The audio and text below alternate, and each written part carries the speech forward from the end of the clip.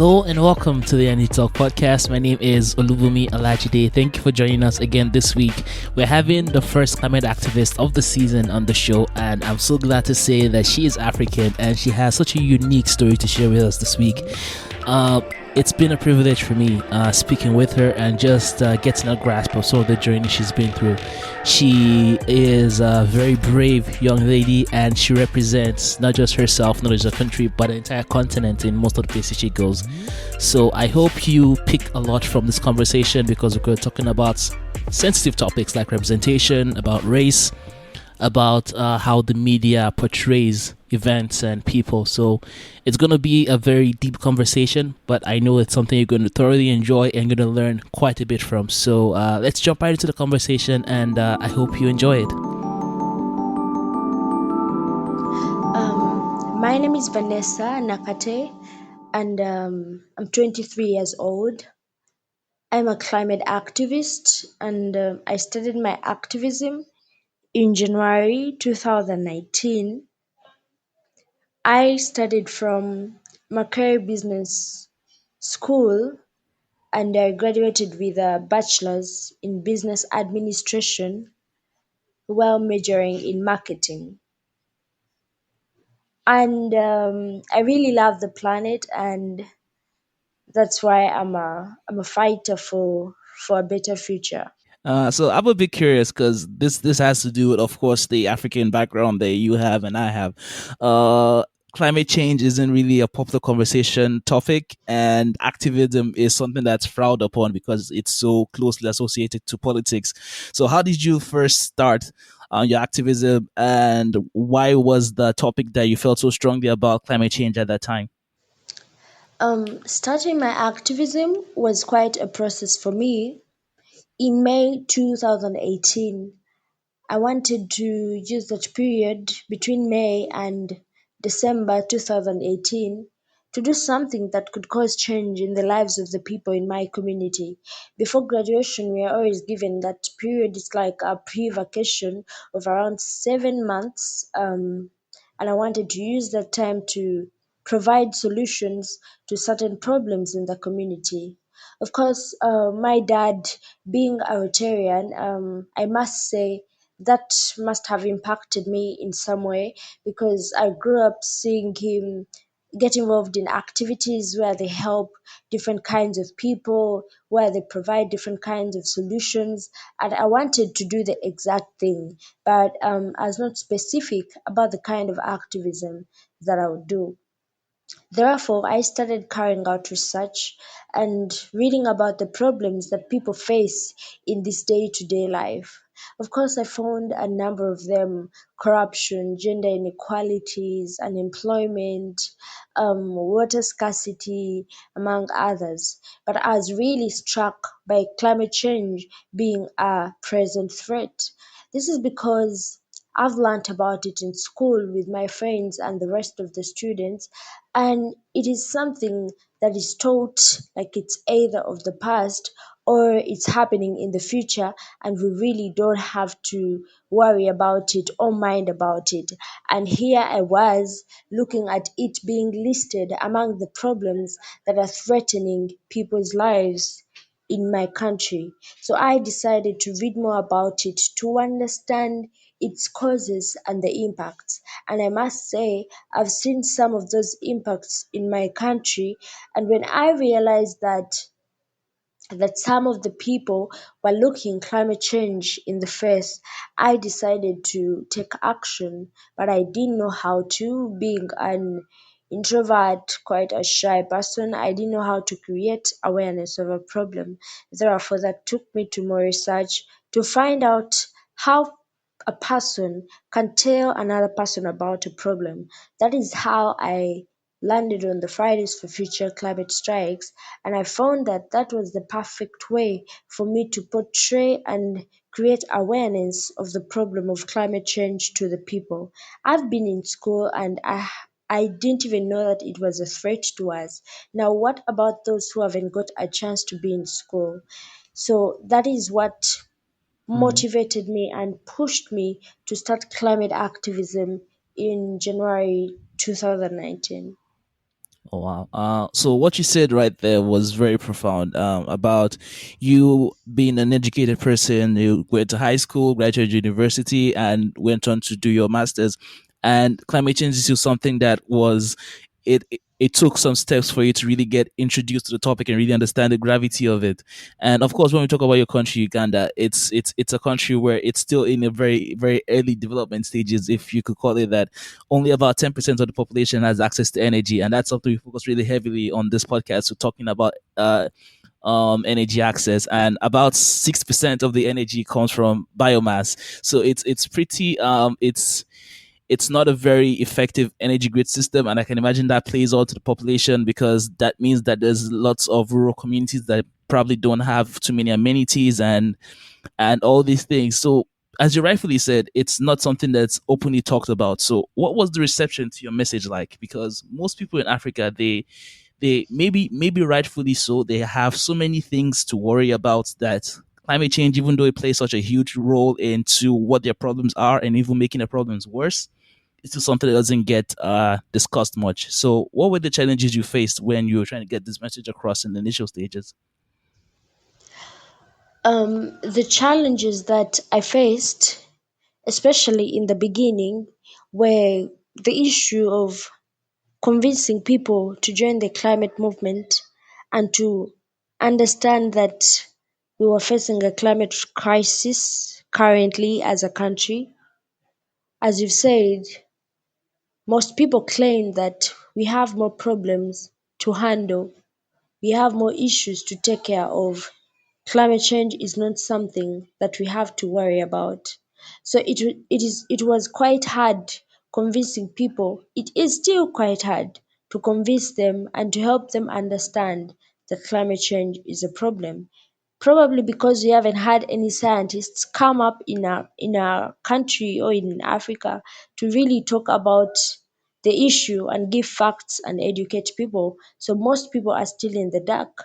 When we have these disasters happen, for example, landslides or flooding, news will report about this, but they won't relate it to climate change, and people still are kept in the dark. Currently, we are having uneven distribution of rainfall. As you know, most of the countries in Africa, and including my country, Uganda, they heavily depend on agriculture. So it is hard for farmers to predict the times of the seasons because of the changes that we've experienced. You can't know when it's going to rain, you can't know how hot it's going to be, but still they don't know that this is as a result of climate change. So people are not really educated when it comes to that sector, and it is hard to convince them that it is a challenge. It is hard to convince them to take action. It is hard to convince them to demand for that action as well. So this has really been a problem for me, trying to convince people. The other thing could be the problem of freedom of expression. In my country, freedom of expression is not something that we find and see in European countries. It is harder to express yourself freely in Uganda than in other than in the Western countries, I must say. So most people have a fear of police authorities, a fear of being arrested by police when they join this climate activism, however peaceful it is. And of course, the most negative I've received, it has been about people throwing nasty comments at me during the strike and saying all kinds of negativity. I mean, it hurts when those very people include the young people who need to fight for their future the most, because the future belongs to them. So if we have young people criticize the climate message or the climate movement, that is bad for us as activists. It is bad for us as young people and for the future that we have. But amidst all those negative comments, negative reactions, there has been positive response from some people. But this has been mainly from older people. When I say older people, I don't mean those in power.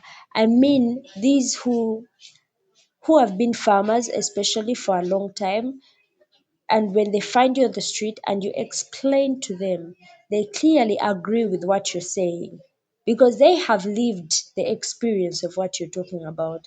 So it is quite easier to help them understand that this is happening because of climate change and this is what we need to do to solve the problem.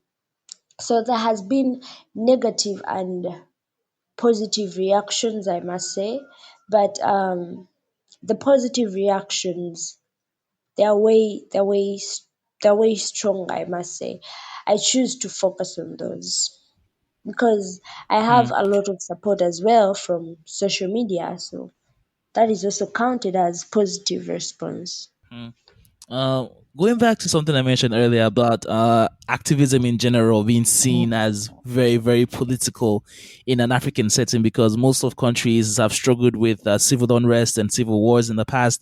So anytime someone mentions activism, it brings up very, very bad memories.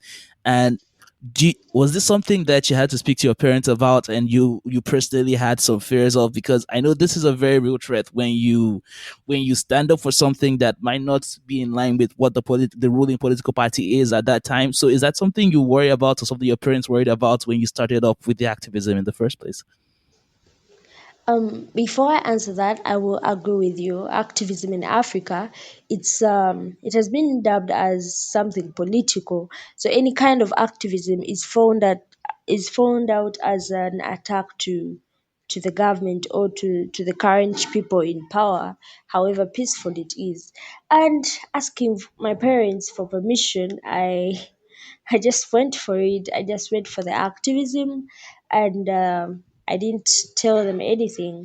They just realized later on that I was doing this, and of course, in the beginning, it was hard for them to understand the work that I was doing until I explained to them. And I must say, 9 months later, after the period I had done my activism around September. That is when they really understood what I was doing and started being very, very supportive. And about me worrying, I must say I'm very careful in my activism. They really don't mind you if you're alone. They really think that you don't have much power if you're alone. They are worried about the numbers. So, moving away from the local setting now, the work that you've done has opened you up to, as you mentioned, social media and a whole array of new international audiences and more international support.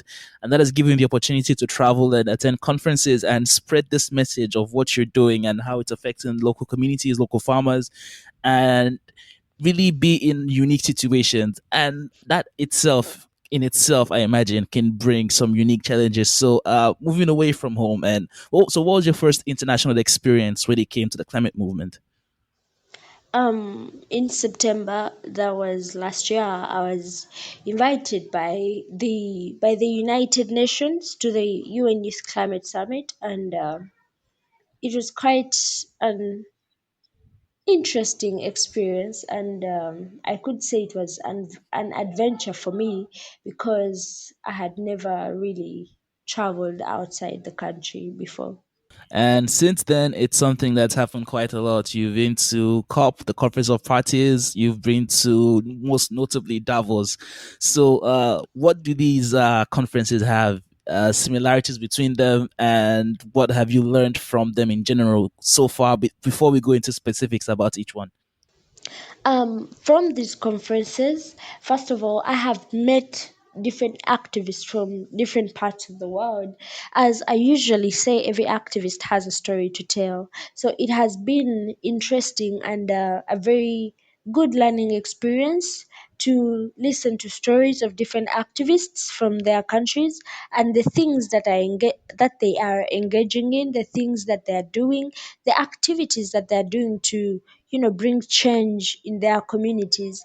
It has been quite inspiring and very motivating because activists in those countries that I've been to, they are so passionate about what they're doing, and they do it with so much vigor. They do it I mean, it is just so inspiring to see people really, young people really wanting to change the future, wanting to demand for action. Like, it is really inspiring and motivating. And each time I get back home, I just get back with this new energy to keep doing my activism, to keep striking, to keep demanding for change and for action.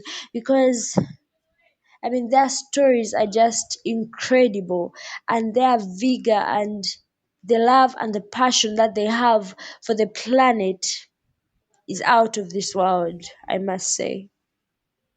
Hmm. So another thing I'd like to bring up is representation. When you're at these international events, do you ever feel out of place? Sometimes maybe you're the only African in the room and you have to kind of speak up, or do you feel pressure to act a certain way when you're in these kind of situations? Um, I would say the activists I meet, they're quite very friendly and they make me feel at home, and I don't have to feel any kind of getting any bad feelings or feeling alone. But I think it comes naturally. There are times you really feel alone, especially if you're the only one in the room, or if you're like four people in the room and the rest of the activists are Western activists. So there is, I must say, there is that lack of full representation of activists of color in those conferences. And I guess we have to go there eventually. One of the more noticeable or notable events that kind of encapsulates all of this is what happened at Davos. So tell us about how the Davos experience for you prior to the aftermath of it. Um, Going to Davos, I was invited by the Arctic Base Camp, and that was founded by a guy, a white man. So at this base camp, of course, there are different activists. Um, some from two from UK, one from USA, one from China, one from Greenland. I mean, one from Brazil. Like, there was really representation from different parts of the world, and in this camp we were sleeping in these tents. Of course, a decision that was taken by all of us as activists, and to us it was a form of demonstration and a form of protest and a form of pressure to the government leaders and the business leaders, to let them know that we've left the good stuff, we've left the comfortable things, and we are sleeping out in the cold. I must assume that you know how Davos was so cold in that period. I haven't been there before. I don't know if it's still cold right now, but last month it was snowing, and wow, it was such an experience for me because I had never been in such coldness before. But fortunately, we were provided with winter gear, and it was a lovely experience for me. And as I was saying, we were sleeping in these tents, and it was a form of letting our leaders know that we've left our comfort zones, we've left the comfortable things, and we are here out in the cold, pushing you to take climate action. And we believe that now is the time for you to leave the uncomfortable things. We all know how uncomfortable it is, for example, to give up the fossil fuel industry. But when we give it up, it will, in the end, save the planet. Yeah. So we're just trying to send that message to them to do the uncomfortable things that will help us save our planet. And we did quite a number of activities at this at this Arctic base camp. And I think the final day, that is when we had the press conference with other activists like Greta, Louisa, Isabel, and Lukina. And for a few moments or a few days following Davos ending and you getting back home, there's this picture that started to circulate with a few of those activists that you just mentioned. So there was a picture taken, and in that picture, you were in the initial photograph. But when it was published by a certain newspaper, you found out that you had been cropped out of the image, and that generated a huge social media backlash. But I'd like to know from you personally, how did you find out about that, and what was your initial response to seeing that picture? Well, after the press conference, we went for the climate strike. Then after the climate strike, we went for lunch with a few of the activists. So while at lunch, as we made our orders, and I started to look through my phone because I wanted to see what had been posted about the press conference, to read the quotes from the various activists, and that's what really pushed me to go on Twitter and start searching for any information about the press conference. So while I searched for it, I found a hashtag that really attracted my attention. So I decided to click on that hashtag just to read about what was being written under it. So that's when I landed on the article. When I saw it at first, of course, I was bothered. I could not see myself.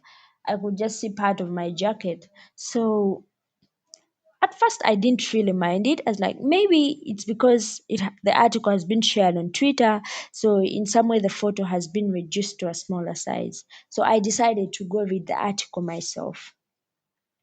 Now when I went to read the article, I found what was really scared of finding, and I wasn't in the photo.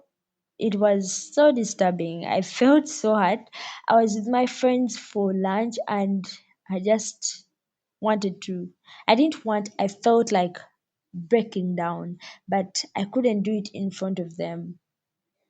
So I decided to read through the article. And I was not introduced as one of the activists at the press conference. And they had put quotes from different activists at the press conference. And none of my quotes or anything I had said was put in the article. I was really disturbed and hurt. And at some point, I felt like I had wasted my time being at the press conference. Then I started to think about the different activists in Africa who are trying so hard to get their voices out there, who are trying so hard to talk about the stories in their communities. And in my heart, I'm like, I got this opportunity to come to Davos to tell the story of my community. But still, even in Davos, I cannot tell that story. My first reaction, I wanted to ask them why they had deleted me from that photo, why they had cropped me out of that photo. And I retweeted them, but with a comment. I told them I was part of this group, but I can't see myself anymore. Why? Then I tweeted that. Of course, I did not expect it to blow up. I was really surprised when it did. And at that point, I also wanted to make a video to talk about what had happened. But I was feeling so sad and I was scared of breaking down in the video. I wanted to make a live video so that I can be as honest as possible about what they had done. So I decided to leave the video for a moment because I didn't want to break down in front of the entire world. Later, when I felt like I had calmed down a bit, I decided to do the live video. A few minutes into the video, I break down. I'm like, what just happened? I think that's how much it really had. Yeah. I just try to visualize the situation. You travel so far away from home, you're with other activists, you're representing an entire continent, you're bringing so many unique stories and experiences along with you. You put in so much effort, you go through the code, and it seems like your entire existence at the event was almost ignored. And Yeah. that was, I can't find words to defend what was done. And this just brings a very huge attention to the role the media plays in amplifying voices or doing the exact opposite, making voices completely disappear. Yeah. So with all of this, you didn't stop there, and the things that happen next is why I find you as such a great inspiration for not just Africans looking to like protest or to become activists or to stand for change, but for people around the world who are looking to get their voices across. Because you didn't just break down in front of the world and do nothing. The things that came next, just walk us through what happened next, the kind of support you got, and what you've been able to accomplish off the horrible experience that was. Um, After that experience, I think first of all I was traveling back home, and I was receiving quite a number of messages from people at home. I didn't want them to find out about it because I knew it would hurt them, especially my parents. But when my brother asked me what happened, I just knew everyone at home had found out. I saw myself on different news sites, and honestly, it was quite disturbing for me. I was not used to something like that. But when I got home, I decided to use this opportunity I had got to publicity. I decided to turn it into positivity. You know, they say that if the world gives you lemon, then make lemonade out of it. I mean, you end up enjoying it. So I decided to use all those opportunities I got for interviews, for writing opinion pieces, to talk about the erasure of African voices and how important it is for media to be diverse in the way it reports about issues of the climate movement. So, what I can say is that I used that opportunity because it was hurting. It was a very, very disturbing incident for me. I had never experienced something like that before, but I decided to turn it into an opportunity, not just for me, but for different activists in Africa. Um, Before that incident, I started this movement. It's called the Rise Up movement. It's also part of Fridays for Future, but it's mainly a part of it that helps to amplify African voices. I was looking at doing that to help amplify voices of African activists. Of course, at that point, I think I just had it in my spirit to create it. But truth is, I did not know how I was going to amplify those voices. So when I thought about everything, I decided to use this opportunity to push that movement, to push different voices, and I feel like it's working. I feel like more attention has been put on activists from Africa, not just Africa alone, the entire global south. More like media is being more inclusive in telling their stories. And I believe that nothing like that will ever happen to an activist because I don't wish it on anyone. I know exactly how it feels and how much it hurts. So, however much this incident hurt and broke me down at some point, I must say that there is positivity that has come out of it. Actually, not out of it, out of how I've handled it, out of how people have been so supportive. I've received all kinds of support from different parts of the world, and it has been really motivating for me to keep moving, to keep pushing. And I must say, it has helped my platforms to grow, and this gives me an opportunity to share different activists and what they're doing, like on Twitter, to share their work. And I mean, I just see a dream coming true, that something that I've always wanted to do. I see it happening now, and I feel like people are getting voices. Um, Actually, some activists now have Wikipedia pages. I mean, there is power in speaking up, I must say. When I spoke up, I did not know the power that was involved in that. I didn't know the power of that tweet. I didn't know the power of the live video until it went viral. Yeah. Wow.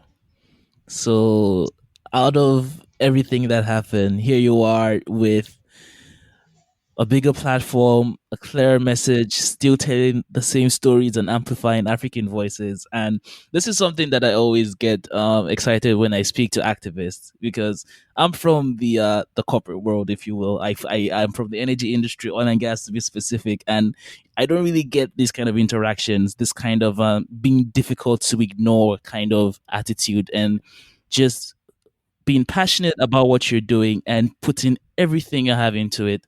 That's something that always inspires me, and I am so grateful that someone like you came up at the time you did and handled the situation with so much grace, so much control. And I can already imagine all the people that will follow after your example with this and continue to demand more seats for Africans at international tables, to talk about issues that affect us, and to educate the people here as well, because it's a long way to go.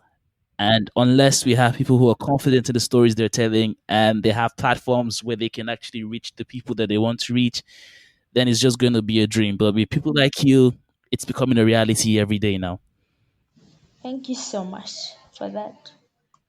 It's my pleasure. And now I'm sure that you've inspired a lot of people, and especially a lot of Africans. So when people come up to you and talk to you about how they too can develop their voices to stand for what they believe in, to be passionate and to be aggressive about making a stand and being difficult to ignore, what kind of advice do you give young Africans or young people from the West or anywhere else, people who reached out to you? What message do you give them to get them inspired and ready to work out for the future of the planet? Um, before I would tell them that start alone and the rest will follow. But now I wouldn't tell them something like that. I would tell them that there is no need for them to start from scratch. There are very, very many movements that they can join that can help uplift their activism and the work that they're doing. I would say, for example, the different Fridays for Future movements in different countries. That is one way to start, by joining those movements, not starting alone, because it is really hard starting alone. I faced it. So join the Fridays for Future movement in the various countries where you come from. And then we also have the Rise Up movement. You can also join the Rise Up movement. It's so far it's in, I think, 10 African countries. Then there is This Is 0 Hour. I mean, there are quite a number of movements to join. So young people from different parts of the world, join any movement that is related to your values and the things that you want to fight for. Do not start alone. There are people who are waiting for you, who are waiting to work with you, who are waiting to uplift you and amplify your voice.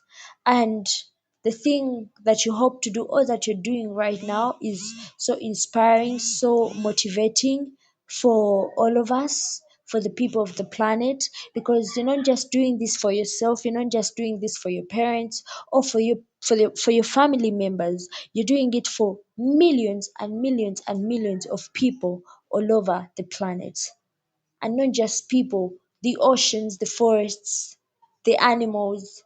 I mean, it's inspiring. Just keep doing what you're doing, and if you haven't yet joined the movement, now is the time, because our lives are at stake and our future is at stake, and we need to fight for it. I believe that we all have hopes, we have dreams, we have careers that we want to, achieve in our lifetime.